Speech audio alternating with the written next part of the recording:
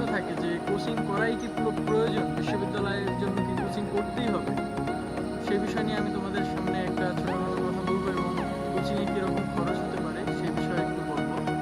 যাই হোক, প্রথম কথা হচ্ছে আমার প্রথম উত্তরে হচ্ছে কোচিং করতেই হবে। কারণ কোচিং করলে তুমি একটা বিশেষ প্রতিযোগিতার ভিতরে থাকবে, কারণ কোচিংয়ে অনেকগুলো পরীক্ষা, সেই পরীক্ষাগুলোর মাধ্যমে তুমি নিজেকে যাচাই করতে পারবে। কিন্তু যদি তুমি কোনো অনলাইনে পড়ো, অনলাইনেও তোমাকে পরীক্ষা নেবে, কিন্তু সেক্ষেত্রে তুমি অনলাইনে তুমি কখনোই পারফেক্ট জিনিসটা পাবা না, পারফেক্টভাবে তুমি উপকৃত হবো না, কারণ তুমি রিয়েল লাইফ পরীক্ষা দিতে পারবে না। এবং যেটা অনলাইনে হয়ে থাকে সেটা হচ্ছে শুধুমাত্র এমসিকিউর জন্য হয়, কিন্তু এখন দেখো তুমি বেশিরভাগ বিশ্ববিদ্যালয়ে এমসিকিউর পরে রিটেন অংশটাও আসে। তো রিটেন অংশ যদি তুমি ভালো করতে চাও তাহলে তোমাকে কোচিং অবশ্যই করতে হবে। যাই হোক, এখন কথা হচ্ছে আমার প্রথম কথা হচ্ছে কোচিং করতে হবে। এখন যারা দেখতে পাচ্ছি যে অনেক ক্ষতি, এখন প্রশ্ন হচ্ছে অনেক ক্ষতি বলতে অনেক টাকা পয়সার সমস্যা আছে, অনেকেই এবং অনেকের এমন দিয়েছে ভালো স্টুডেন্ট কিন্তু টাকা পয়সা দিয়ে কোচিং করার উপায় নেই। সেক্ষেত্রে ভাই তোমার কোচিং করলে সবচেয়ে ভালো হবে, কিন্তু যদি একেবারে উপায় না থাকে সেক্ষেত্রে তোমার চেষ্টাটা করে দিতে হবে। আশা করা যায় যখন কোনো উপায় থাকে না তখন তো ভাই সেই উপায়ই কাজ।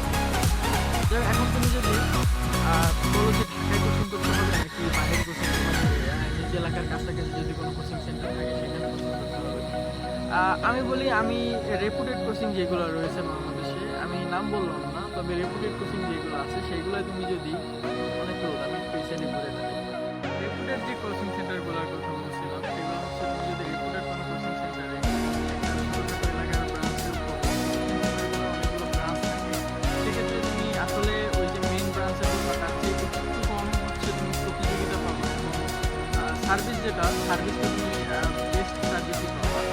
আমি আমার ব্যক্তিগত দিক থেকে বলি, আমি একেবারে ঢাকার ভিতরে পড়িনি, আমি চট্টগ্রামে পড়েছিলাম, যদিও আমি বরিশালের ছেলে, আমি চট্টগ্রামে পড়েছিলাম, ওখানে আমার সুবিধা ছিল।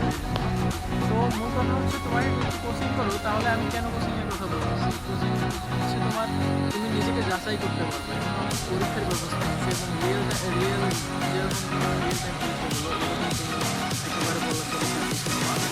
তো সেই জন্য তোমার কোচিং করতে হবে। এখন খরচের কথা যদি বলি, যদি তুমি বাড়ির আশেপাশে কোনো ক্লাসে করতে পারো সেক্ষেত্রে তোমার টাকা এবং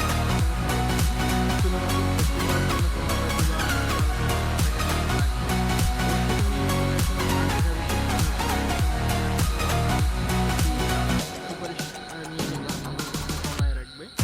তো এরপরে তুমি যে বাড়ি থেকে যদি যাতায়াতের জন্য কিছু খরচ হবে এবং আরও বই টই তোমার সব মিলিয়ে 30-40 টাকার ভিতরে আর যদি তুমি গাইড নিতে চাও তাহলে তোমার 1 লাখ 1 লাখ 20 হাজার। আর যদি একেবারে বাড়ির এলাকায় না থাকে কোনো পারিবারিক অবস্থা একটু ভালো থাকে সেক্ষেত্রে তুমি ঢাকায় একেবারে যে জায়গাটা সম্ভব